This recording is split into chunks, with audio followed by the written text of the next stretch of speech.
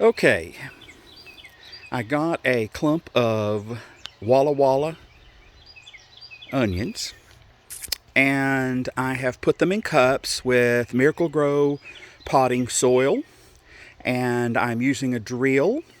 I can't show you because I don't have anybody else to film, but what I'm doing is I'm drilling a little hole. See, I have the small bit in the inside. It keeps the cups also from breaking.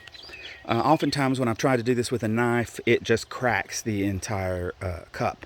So I'm going to put that in there, and I have another 50 over here, and this is where I'm going to plant them. This is where I'm going to have my greenhouse. Now, eventually, I'm hoping this will not only keep the onions growing very well, but that it will also cut down on some of the early weeds that you get in the flower bed this time of year.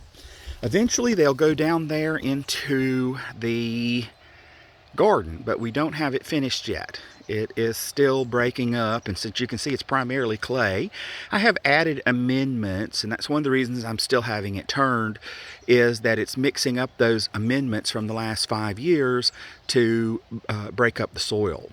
And I used a lot of peat moss in there to help break that up, as well as put a little bit of organic matter into the ground. And I used some of the ground loosening provisions that are made that I can talk about later.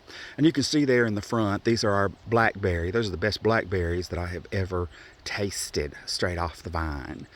So we'll talk more about that later, but we have to get these onions done because I put them in water last night, let it soak so that it would wet up the soil really well. So now it's time to open them up so they can drain. I will water them again once it's drained, and from here it can drain it into the soil as well, and I don't have to worry about the wind blowing them over. We've had a lot of wind.